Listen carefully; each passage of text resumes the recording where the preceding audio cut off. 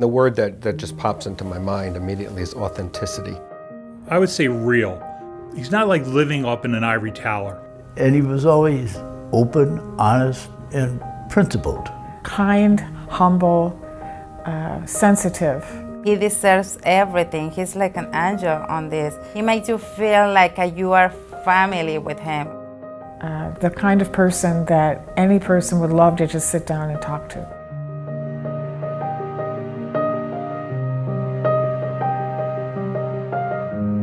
He remembers all these things that make him who he is and has made him who he is, whether it be as a big brother, a son, as a priest, as a redemptorist, as a cardinal.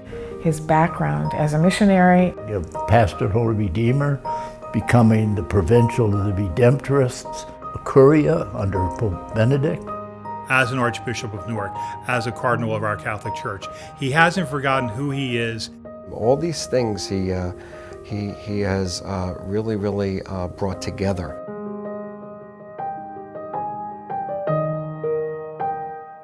I've heard stories when he was a young priest and when he was a seminarian from some of the guys who studied with him about how he was always, even in the seminary, was always trying to care for those who were less fortunate, who were always on the fringes of society.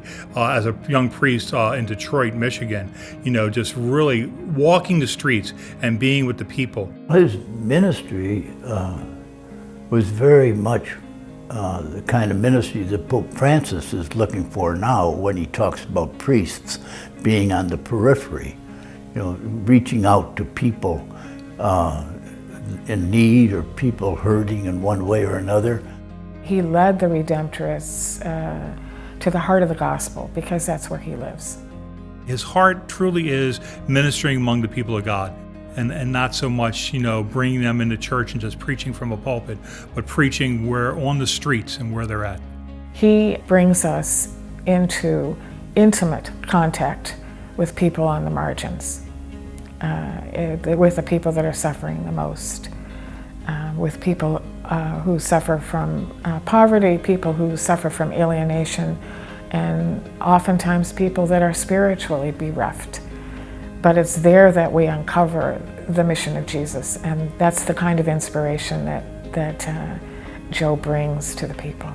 I feel certain that Pope Francis picked Cardinal Tobin to be one of the leaders of the church because he saw in him the same attitudes about the church, same attitudes about priests and bishops being servants of the people, the kind of priest and bishop that Pope Francis is interested in having throughout the whole world.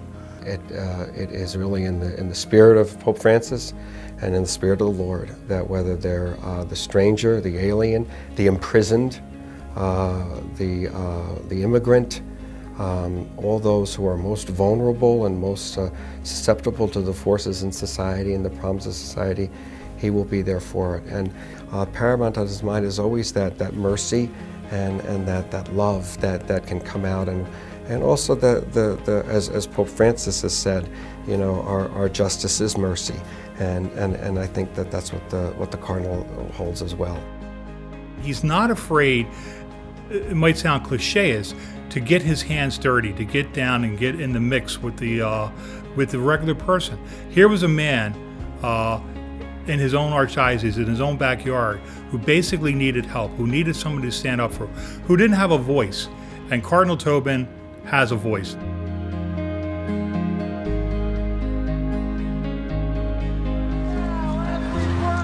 The grandchildren and children of Catalina Guerrero crying outside federal immigration court in Newark this morning. Catalina Guerrero came to this country as an undocumented immigrant over 20 years ago. Today, he's facing deportation. A who's who of local clergy and politicians, including Cardinal Joseph Tobin, is braving the morning snow in a show of support for Union City grandfather Catalina Guerrero. Y el Cardinal, he went with us to the court with my husband. He was there. He was talking to us like the same, like he's not looking at us like he's a different person or he's more than us. He's just like an angel for us. He never make you feel like he's more than you. He always make you feel like he's your buddy. He's always with you. But he always lends his voice to those who are in need. And one of the nice things, and I think why he is deserving of this reward, is he challenges us. I know he challenges me. We should not just sit idly back and saying, oh, somebody else is going to take care of that. Somebody else will work for that. He says, no, I'm going to use my voice and I'm going to stand up for those who are in need. The hallmark of who we are is to work for the poor and most abandoned. But he really is one who goes among the sheep. One of his favorite vestments that he wears was the pallium, indicating that it was made of lamb's wool. He felt it really was that symbol of the shepherd taking the sheep onto his shoulders and carrying him home, or saving him. And Pope Francis made reference to having the smell of the sheep, and certainly that is consistent with that reality. And as we know, the Cardinal will walk with everybody and anybody. He speaks very similarly to what Pope Francis has called us to when he says the heart of the gospel is mercy. And I think Cardinal Tobin exemplifies that in his life. And a heart that compels him to support what he feels, what he believes, and what he holds to be true, and then to act on it.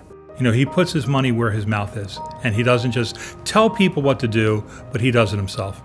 Whoever can have the chance to meet him, it's a really good person. It's a wonderful person. I think you are some of the luckiest people in the country to have such a leader. There's a lot of work to do. The Cardinal sees that urgency.